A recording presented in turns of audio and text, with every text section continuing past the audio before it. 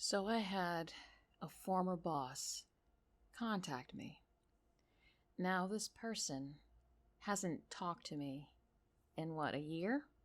Half a year? And I will be quite frank to say that I could not stand this person after 3 months, but I needed the gig and I couldn't find anything that fit my schedule or my pay scale at the moment, so I stayed at this place of employment. And it goes without saying that the boss of this place was a narcissist, right?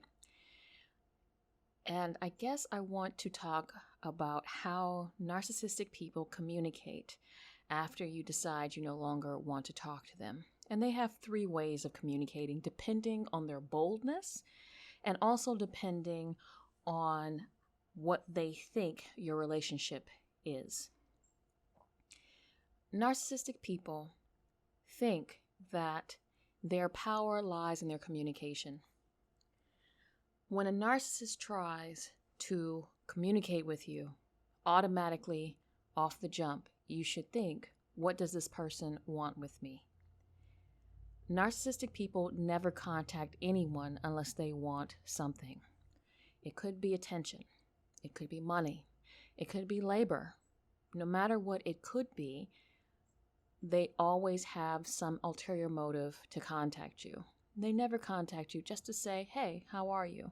They never contact you just to check up on you. They always contact you because there is a need that they need met. And they know that you'll do it because you've done it before. And so if you gave them enough berth and enough space, they think that they have the power to draw you back in. It doesn't matter the time. Now, unless you have hurt this person so bad, meaning that you have kicked their ego so harshly that they won't contact you, typically NPDs, these mentally ill people, will contact you somehow, some way.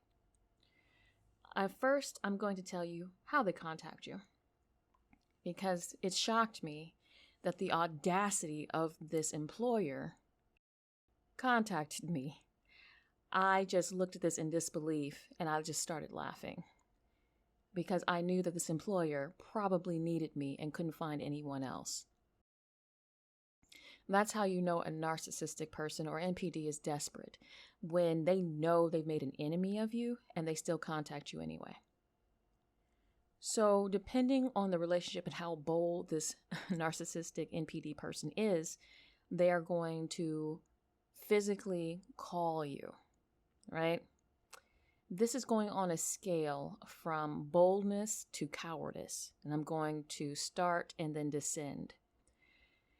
If they think they have power over you, if they think that you're still soft to them, if they think that you are still weak, they will contact you verbally, either verbally or in person. They will show up at your door, they will call you, and then they'll start their tiny violin orchestra about how we should talk again and how, things have changed and they've gone to therapy and, they realize you were the love of their life, or you were a great coworker, or you were a great sibling, child, family member. Either way, if they are bold enough to deal with your repercussion and they think they have power over you, you're going to see something physically in your face or verbally in your ear. The second way that NPDs or narcissistic people will contact you when they kind of feel they're on unsteady ground, but they know that you will take a chomp out of their ego, is by text. Text or email, something digital, right? It gives them enough distance to gather up their bravery to contact you because they still need you for something, but they are still afraid because you have a bit more power than they thought that you did, and you hurt them. You hurt them very much. So this is the classic, how you doing? What you doing? I haven't heard from you in a while. I was thinking of you, etc., etc., etc. This is when they contact you, but they know that this is going to be a 50-50 shot for them, and they're holding their breath. But they're not going to come out and say, I know that I've hurt you, I know that I've done wrong, and I'm sorry. It takes a very brave person to admit that they are the villain in a relationship, but it also takes a person with character to say so.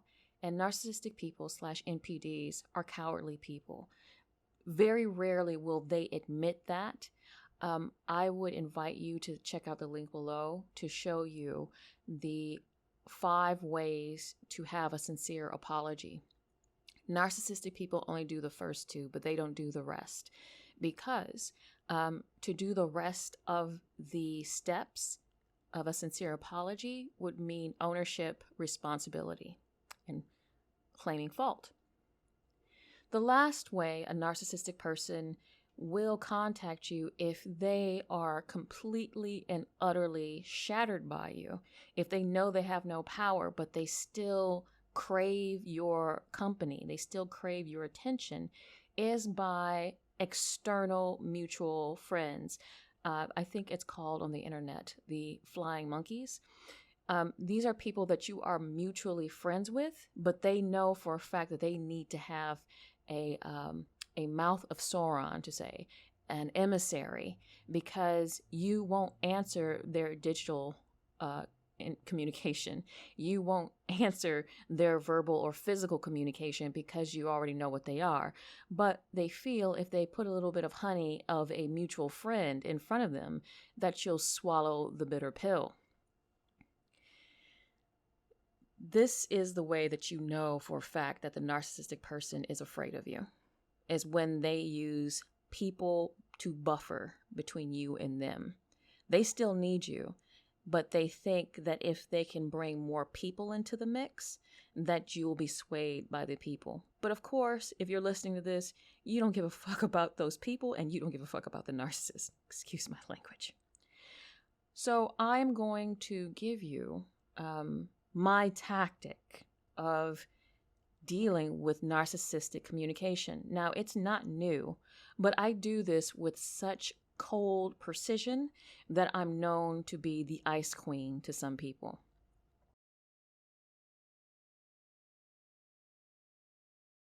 I call it the push and pull, but you can call it whatever you like. Surely this is not new, but when you do it very well, it will seem very new.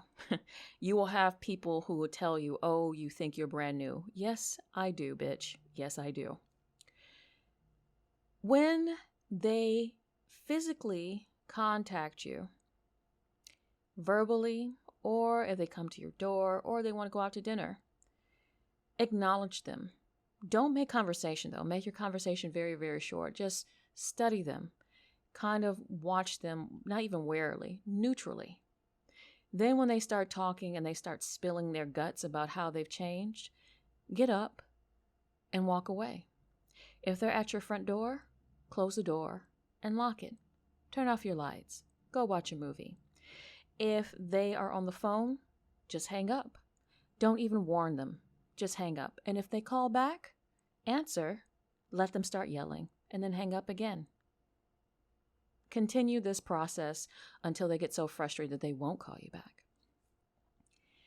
Second, if they choose to contact you by digital means, very simply, leave it on read.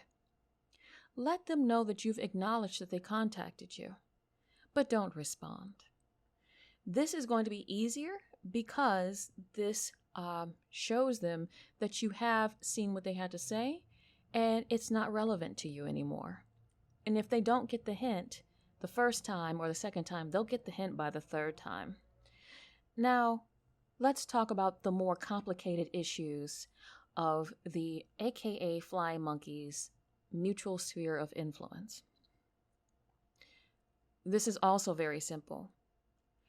Whenever this flying monkey, AKA mutual person, starts talking about the narcissist, don't explain to them what this person is. Don't explain to them how this person hurt you. Very simply, change the subject. They start talking about the narcissist, you start talking about how you're going to get a new puppy. They start talking about the NPD person, you start talking about how this vacation that you're going to go on. You just continuously and politely just change the subject. Very, very rarely is someone going to have the gall, is someone going to have the guts to stop you in mid-conversation and ask, why won't you answer the question about the narcissistic person? Because they know that the narcissistic person is full of drama, even though they still follow them and handle them. But they also know that they don't want to get in between the conflict of you two. So just simply change the subject. But if they do press, because some of them will, because some of them genuinely do like the narcissist and they like the behavior and the abuse that they get, you just simply say, no. Not a loud no, but a stoic, calm, neutral no. Very rarely is someone going to ask you why. I can promise you that. Because when you say a no with body language of punctuation, that means a resounding, we will not talk about this person anymore. Drop it. I hope that helps.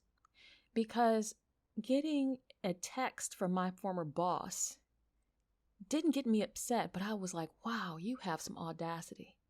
You have some audacity. But I know that you want me for something. And you know what? The soup kitchen's closed. Thank you very much. Hope that helps, Internet.